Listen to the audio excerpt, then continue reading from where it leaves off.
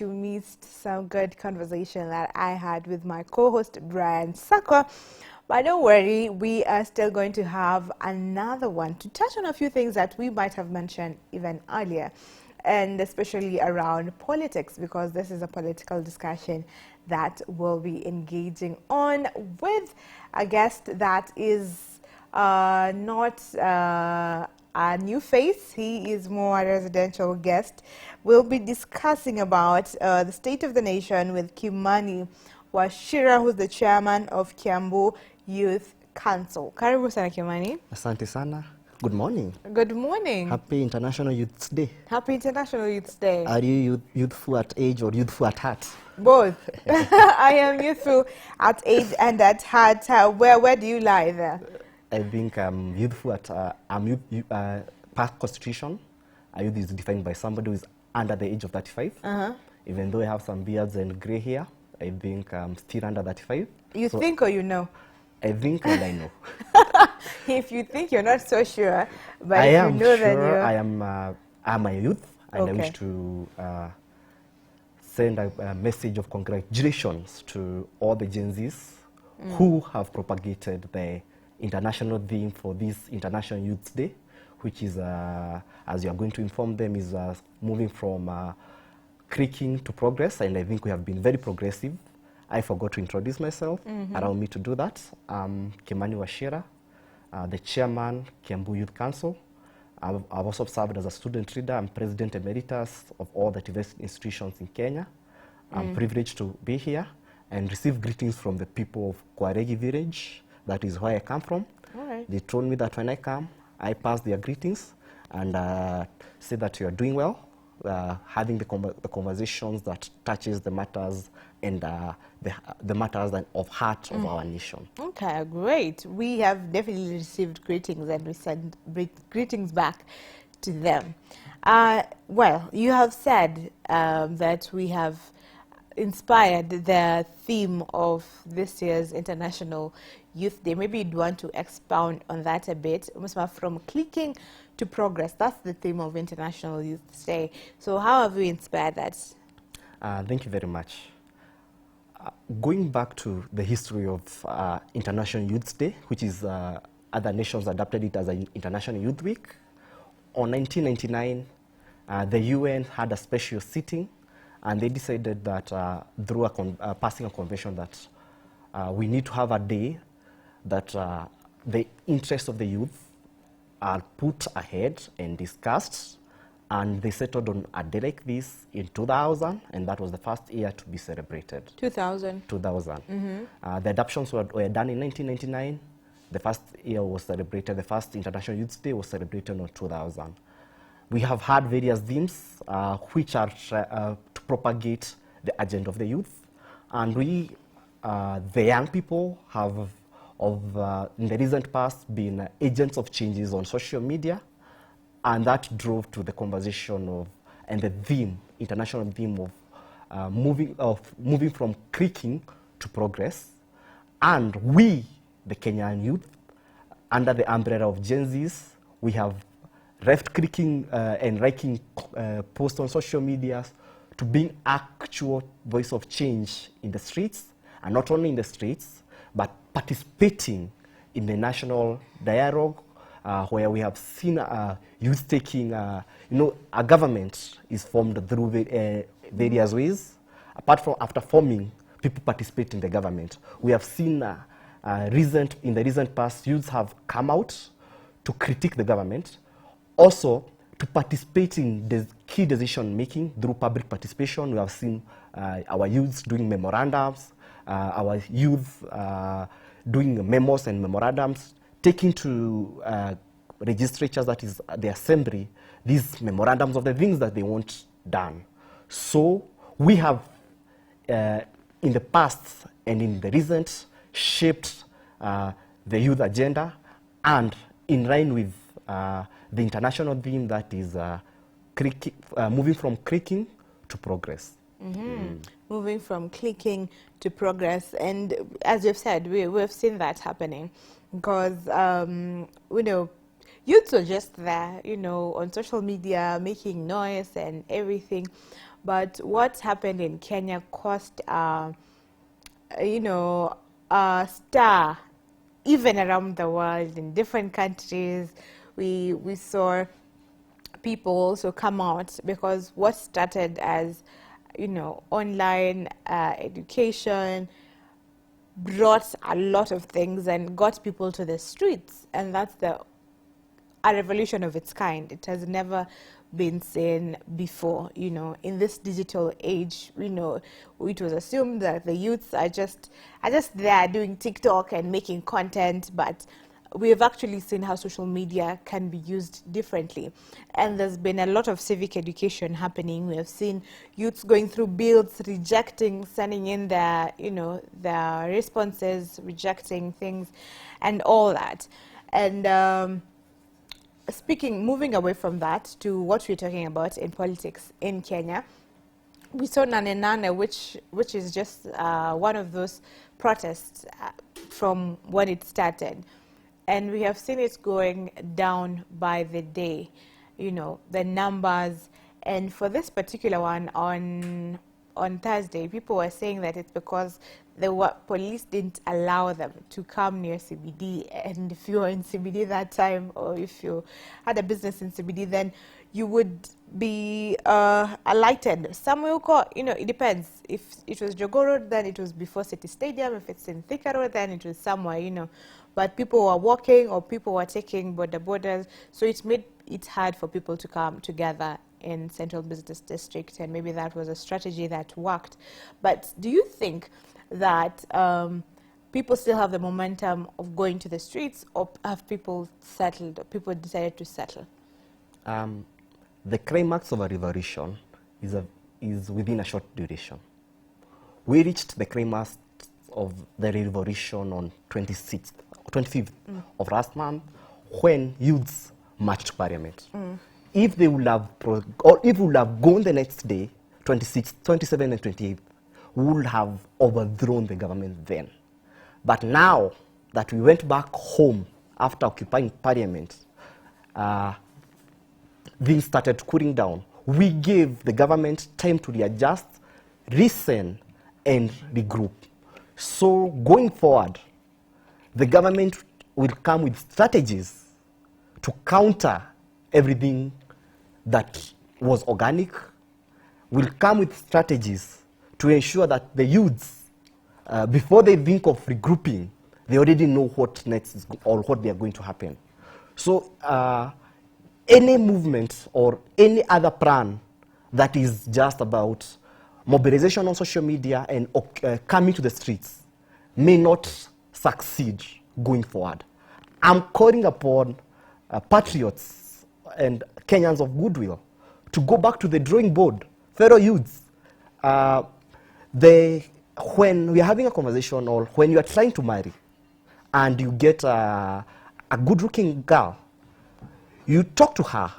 If she agrees to marry you, that kind of conversation you take is not the same conversation you are going to use to maintain that marriage. How you used to talk to marry a lady is not the same conversation how you talk to her when you marry her. So we were able to achieve so much by marching to the streets. But we need to rethink on what other ways can we use to continue with the revolution, because going back to the streets might not be an option. Maybe the option, maybe the only option, but might not work for us. We need to think about, do we think about going to taking the legal way? Do we go to what other, what the Constitution states? What other avenues can we explore? They never thought that youth would demonstrate. Let us come with creative agendas and ideas on moving forward, because as it stands today, we are trying to, it's a castrated goat trying to impregnate another goat. Right. You did not just use that example. Because it is, because the government of the day has and known the problems. They know, even before we went to the streets, they knew what the problem was. We gave them time to rearrange, to reorganize, to regroup, to form a broad-based government.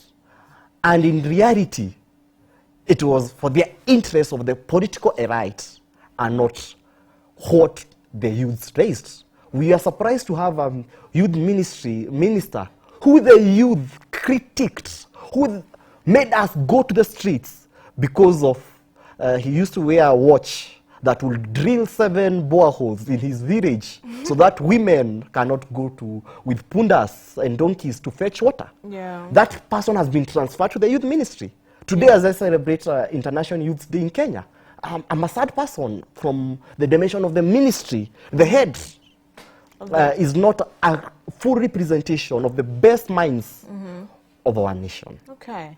All right. So you were saying, what you're saying is that we need to come up, as youths, we need to come up with other ways to make the government accountable and not just going to the streets, because that has worked, but it might not work at this particular time. So what ways are you suggesting that we go for? And you have mentioned using the Constitution. Then how do we make sure that the Constitution works for us? Because if you're talking about the Constitution, it was one of the things that people were you know, protesting about, because they're saying justice is something that is not being done. Even for the deaths that have occurred during the protests, they're still not getting justice for it. And you'd see a system, even the judiciary is a bit corrupted, but, you know, sometimes it looks like it's with the people, sometimes it looks like it's with the government. So what ways are you advising that the youths take up? The Constitution is our Constitution is one of the most progressive constitution we have as a continent and actually in the world. And there are provisions that we can use to ensure that we hold the government to account. For instance, Article 10 of the Constitution talks about the principles of good governance. I was hoping that the vetting committee in Parliament would take a nominee, put her submission or his submission vis-a-vis Article 10 of the Constitution. We go to Chapter 6 of our Constitution, talks about leadership and integrity. And it has various articles. We as a youth can decide, and that is what I have been pushing for. We ought to have had our parallel vetting as per the provisions of this Constitution. So that if the youth talks about openness, is this appointee in the past been open-minded about running the government? The Constitution as a whole, I'm not aware. I did civil engineering at university, but I have read various articles because I'm a patriotic citizen. And we are asking our youths to measure every action and reaction of the government as per these provisions of the Constitution. And from there, if we have now to march back to the streets, we'll be marching from a point of information to from a point of concern.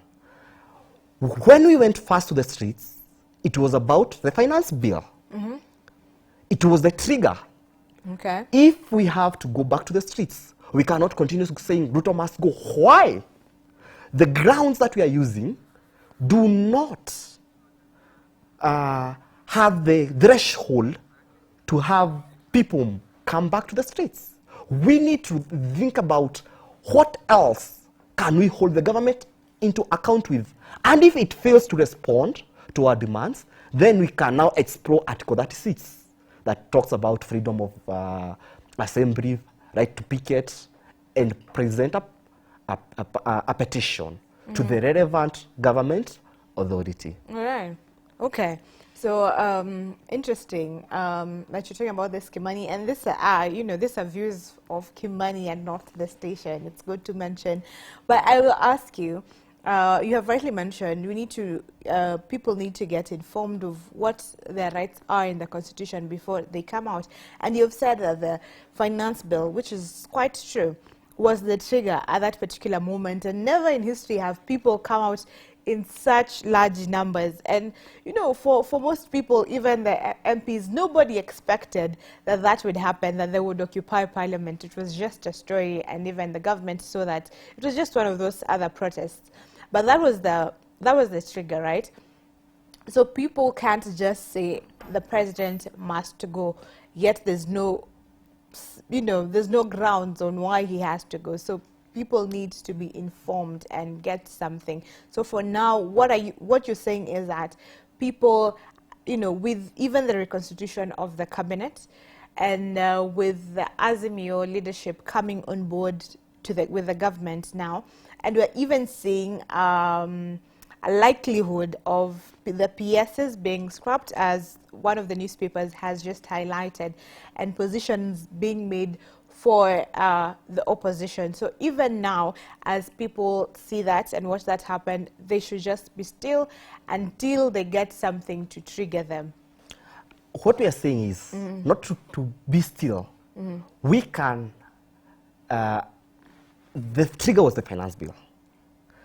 Today, things have cooled down. We either give the government time, and that is the most prudent and best way to do.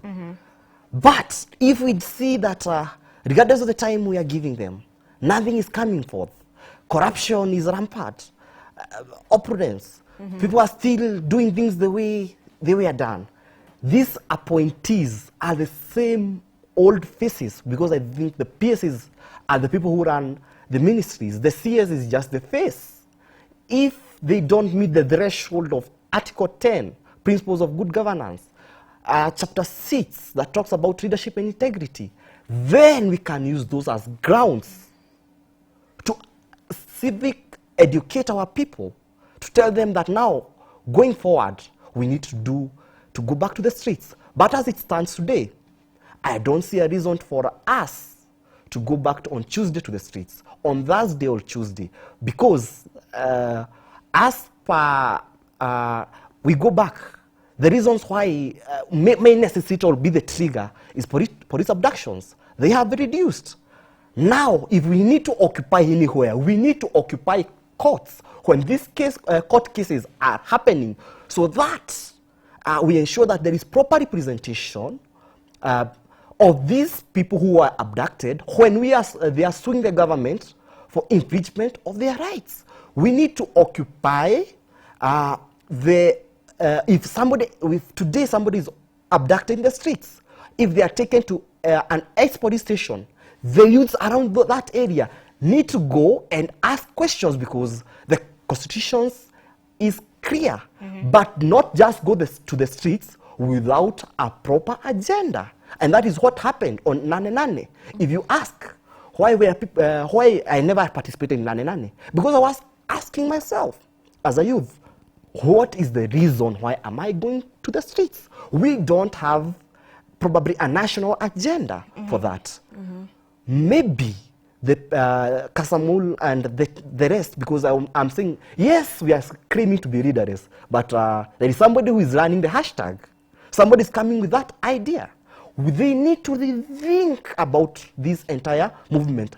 And by the way, when a goat retracts from a war, it is going to get more energy.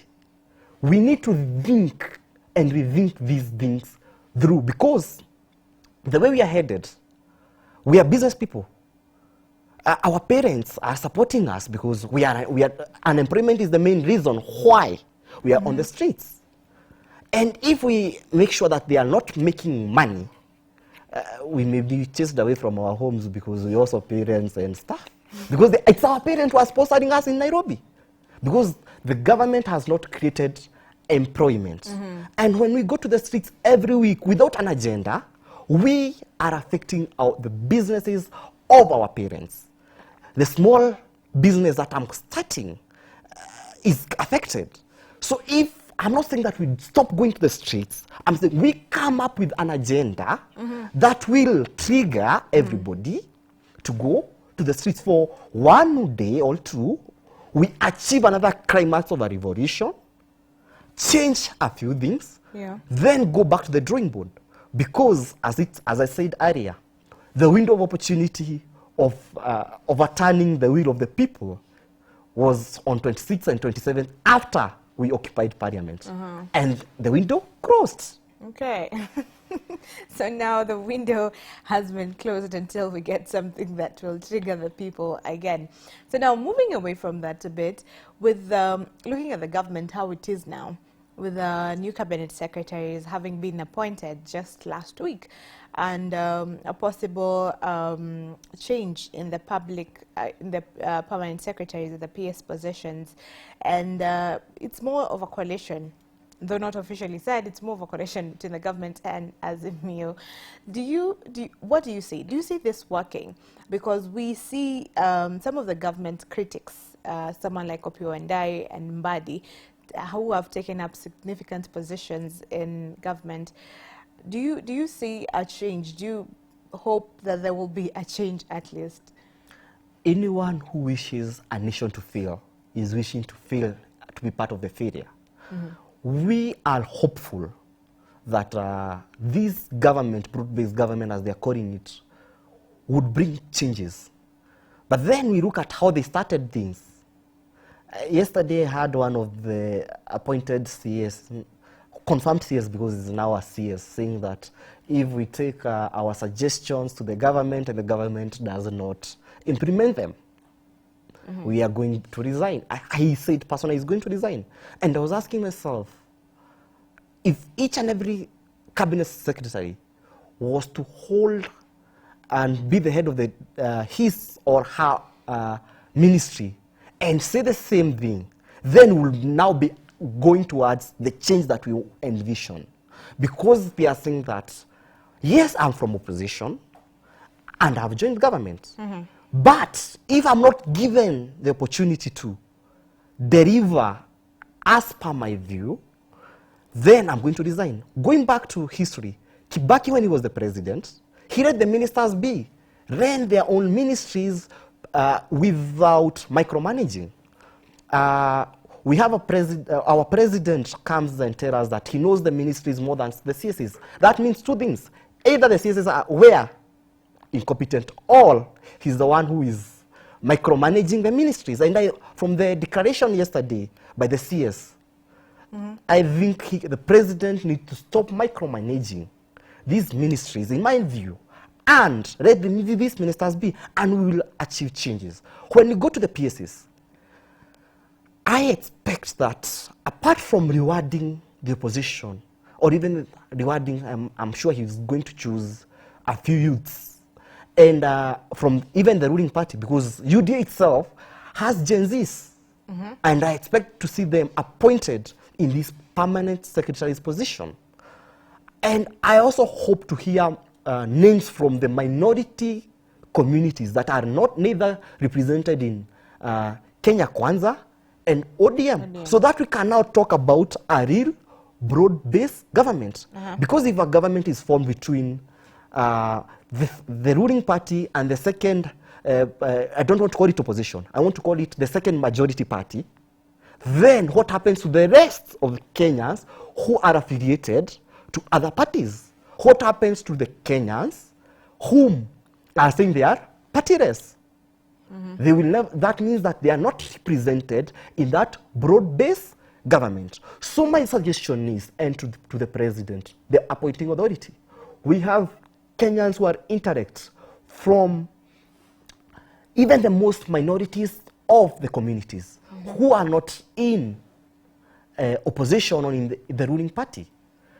Let us have them in your permanent secretary position.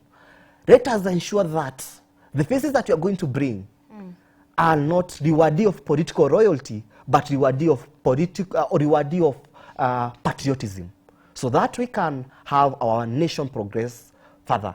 Answering to your question directly, yes, I see that we may have changes and we may have a brighter future. But that is pursuant to how the president is going to help these CSs manage their ministries. All right. So the buck lies with the president, not micromanaging them, But at least from what you're saying. And, you know, now that with the broad-based government, the opposition, we have seen NAC Kenya step out, and even Wiper disassociating themselves with the coalition. So are we, how are we seeing the country having that we don't have a clear opposition per se? Looking at the way it is, the current opposition are the Gen Zs of our republic. Martha Karua, Kalonzo Musyoka,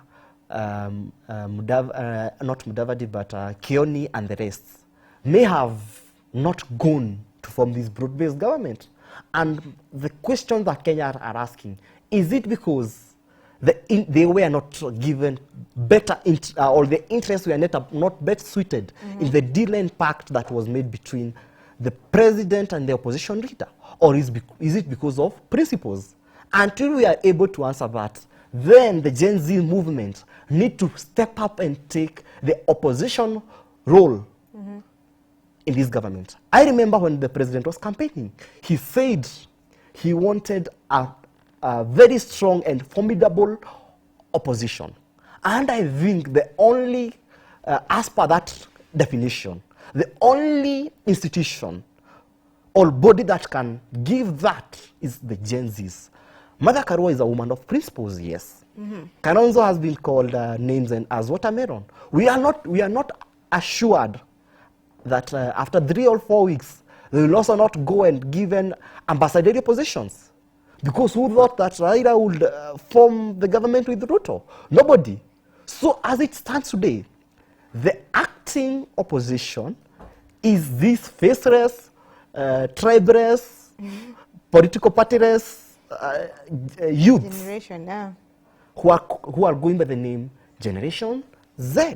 Okay. And if any other person claim to be the opposition leader, needs to step up and join hands with the acting opposition leader, not to act as another independent opposition body, because the issues that are being addressed by the oppositions are the same, and there need not be division. Yesterday I had them talk at Vika, and they are also thinking about 2027 on how they are going to bring Kalonzo as the candidate for the Martha Karua and those people who never joined from Azimio, the government. In my thinking, they are doing that because of their interest and not the agenda of the current or the agenda of holding government into account. All right, okay.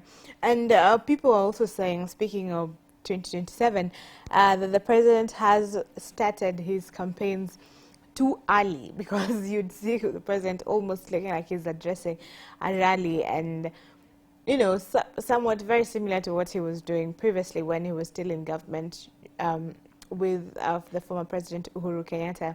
So do you think that what the president is doing is campaigning for 2027, or you think that it is actually necessary that he does that?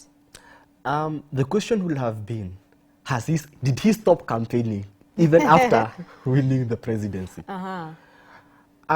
Previously, if you look at the president we have had, we have not had a president who does a lot of public rallies as Ruto does.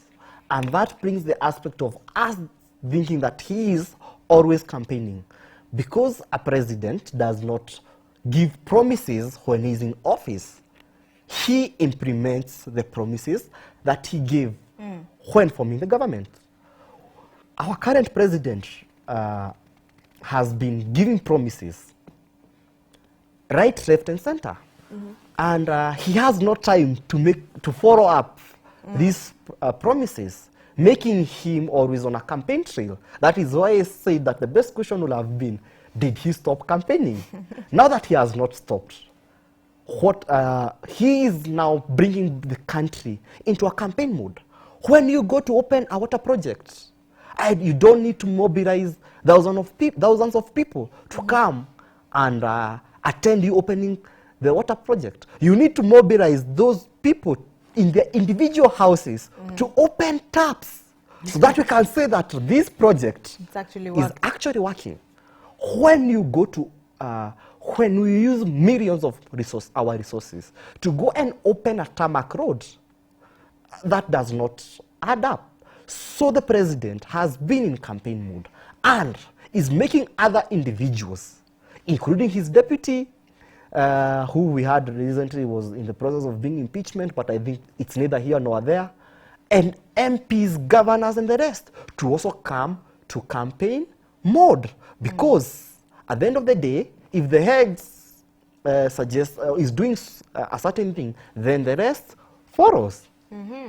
Okay, so you're saying he has never stopped campaigning, really.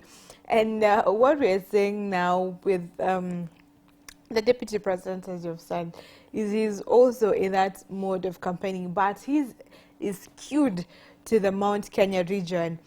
And this is some of the things I believe that Gen Z were fighting against, you know, the tribal politics, because you think that I'm coming from this area, then my votes are coming mostly from this area, then my people will endorse me because I'm from this area. Do we need to move away from such thinking? Even the leadership that is there, do they need to stop thinking about my people, and do we need to stop being controlled by that agenda? You know, watu wa huku, watu wa Western, watu wa Nyanza, watu wa Kiambu, wakona huyu, watu wa, you know, you associate people with where they're coming from. How do we need to stop, and how do we then stop? Yes, we need to stop, because when you are elected, assuming Kimani Wachira is elected for the senatorial position of XYZ county, he does not represent the interests of those who voted him. He represents the interests of the XYZ county, if it's Kiambu per se. So when we have any individual elected, he represents the interests of those who voted him in and those who did not vote, and even those who did not attend. He represents the interests of the underage and the elderly. So the issues of tribalism should be neither here nor there. I actually believe that there are only two tribes in Kenya, the haves and the haves not. Any other division around ethnical grouping is just to suit political interests. And those political interests are ended on the day these government officials who we vote assume offices. We see when they're having discussions about the budget, we don't hear that this road is meant for the Kikuyus. Yeah. We don't hear that when we are talking about a dam being constructed, that this water is going to be drunk by people from a certain community. If we don't have that in development, then why should we have that when mobilizing our people to vote? As per what is envisioned in our constitution, leaders should be voted as per their promises, and the promises is their manifesto. The thinking that mtu wetu narrative is going to help, he's going to only help himself. And that comes and talks back to the reality of that we have appointed some CSs. We are going to see homecoming parties.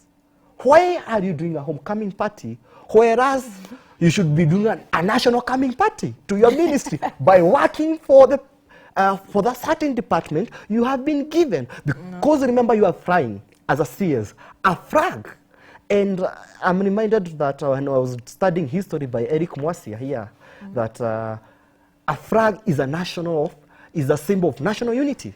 So when somebody is appointed as a CS, you represent the entire nation. Going to the deputy president, who has been called tribalistic, by his declaration, in his thinking, he's doing that to help his people. But in reality, he is creating an enmity between his people and the people of the republic. Yes. Because when you try to say my people, my people, my people, the rest will ask, what about us? Yes. And that takes us back to where we are coming from. We said when we walk to the streets, we are tribalists, faceless, leaderless, bold. But then, these people are not getting the right things, and they are written in bold letters. We are tribalists.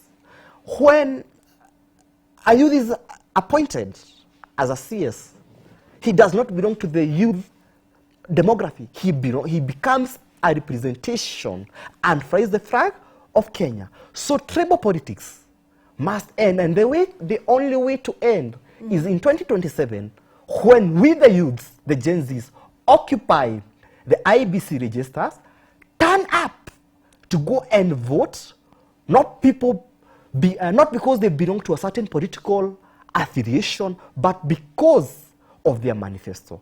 Okay. So in 2027, fellow countrymen, patriots, let us vote agenda vis-a-vis parties.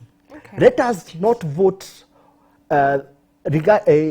vote on the basis and merits of what has been given to our bank account and M-Pesas, but by what that individual is saying that he's going to implement. Because at the end of the day, if they use millions to campaign, when they get to offices, they'll need to refund that.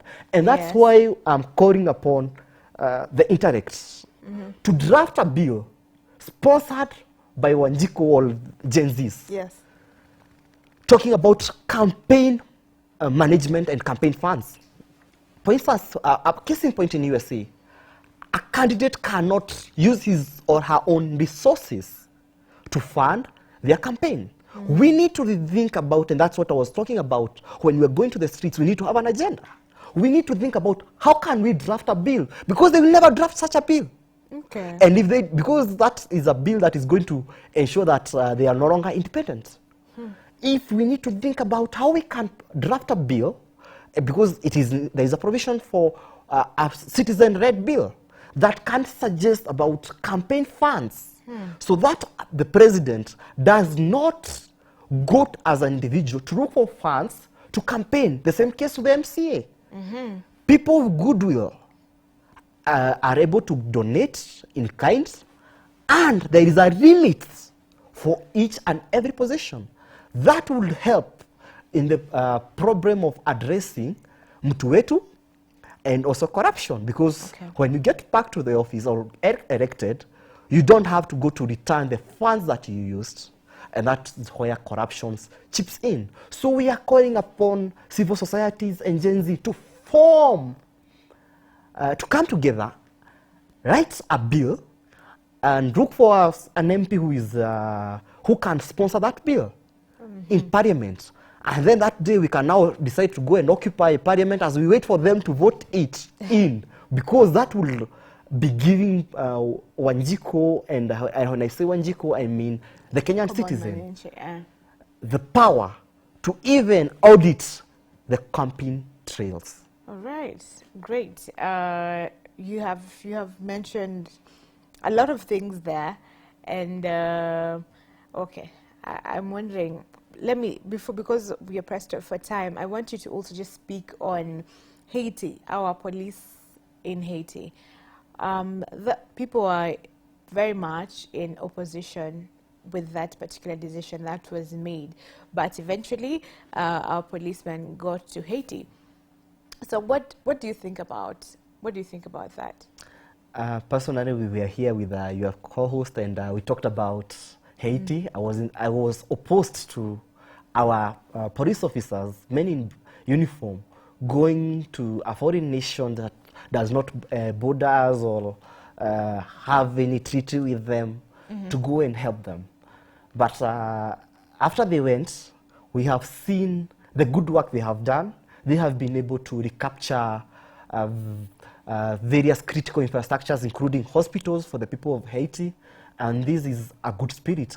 I hope that their comrades and patriots who are left in Kenya will have been dealing with banditry the same way we are dealing with the same issues in Haiti, because these people are doing a great work. We saw recently when one of the TV correspondents was doing an interview, the president was attacked, and it was our men who were left defending the president when the men of that nation ran away. that shows the level of competence of the people we sent. And I hope that when they come back to Kenya, and we are praying that God protect them, they are going to cascade that to the various issues affecting us, including banditry.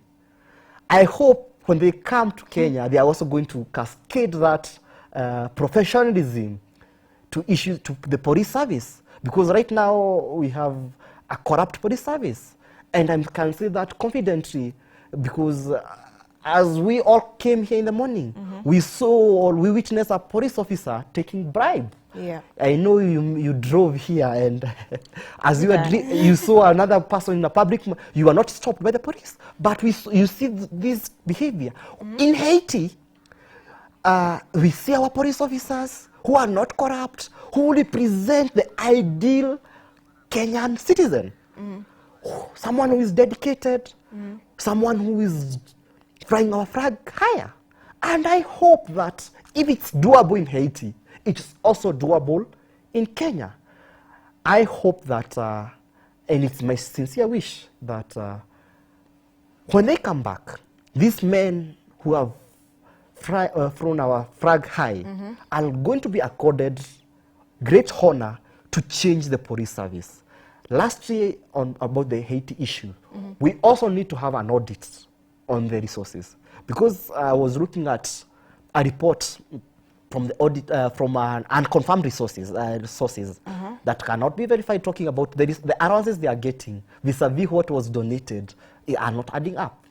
But regardless of that, our people in Haiti, the people in Haiti are very grateful, because even the gang leader who was saying that if we get there, they are going to ensure that they don't leave the airport, are now talking about, can we have a conversation because of the impacts of these officers. I understand that they are not the only contingencies there. We have people from other nations, but Kenya is taking lead because it gave the highest numbers of police officers in Haiti.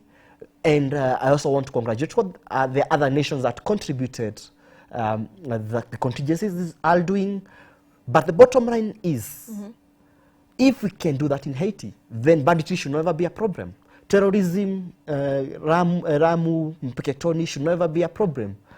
And we should also not use, when they come, those police officers should not be used to solve political scores, as we seen last week with Jimmy Wanjigi's house. I believe that our row agencies should take the Mwakenya from Haiti police officers. Because at the end of the day, our constitution remains supreme. It talks about, if you need to search my apartment, come with a warrant, a court order saying that you need to do this. And if that is not done, then that is paramount to suspension of the constitution, which is also a ground for impeachment of the Inspector General, Attorney General, even the highest office bearer of the country. Okay, great. And you just mentioned what's happened to Jimmy Wanjigi. We were talking about that earlier with my co-host, and that's definitely a violation of his rights. And we have seen that happen even to the previous former President Uhuru Kenyatta, when his mother's home was raided. And it's quite unfortunate. But you were saying that in Haiti, our policemen are actually doing a great job, contrary to what many people thought would happen. So that's a plus on their side and on Kenya's side, and meaning that we can actually solve a lot of issues like the banditry, which has been a menace. And just to remind you that these are comments on, Kimani's personal comments on everything he's speaking about, and not the station. But I will allow you, Kimani, to close for us this right before we go to the next segment with Brian Sakwa. From all this, the political climate in Kenya, what would be your final take to the youths that are watching, being International Youth Day, and everything that's happening in Kenya? What would be your message that should leave them with? And you can look directly to the camera. Thank you very much. To our youths, we are driven, and in a world that if you sit down and wait things to happen, they are never going to happen. So formally kujituma, wake up, be the change that you want to see. Today is International Youth Day. Let us be the change we want to be. That nation we dream about, a corrupt-free nation, a nepotic-free nation, a nation where you are awarded jobs on merit and not from where your ethnical backgrounds, can only be achieved if we all unite and say that enough is enough. On this International Youth Day, I understand that there are various celebrations that are going to happen. We have Kenya Young Parliamentary Association who have invited me to go join them with the likes of Senator Ken Babu and the rest. The conversation needs to shift from us complaining to us being part of the solution. We must remain steadfast. We must remain to be people who are driven by the truth and nothing but the truth. We must be driven by the urge and the agenda to have a prosperous nation, because we have inherited this nation from our parents, and we are going to pass it down to the next generation with all the interest occurred with us from the time we inherited it. I also allow me also to pass some greetings to people who I'm sure who are watching us and who see me when I come. I say hi to them, or I don't go back to where they are. All the youths from Kiambu Youth Council, Eric Mwasia, Senator Wandiru, Ken Babu, and the rest. Say hi. My colleagues at Fireside, the brothers we work with, good morning. Thank you for joining conversation. Allow me also to pass a message of condolence to one of my friends who lost her mom, Shane. I want to say that take comfort, and we are going to support you, because you have always stood with us as Kiambu Youth Council. In my parting shot, and I know a typical Kenya, we always say, as I end, as I finish. Fellow youths, a time has come that we have to rise above everything.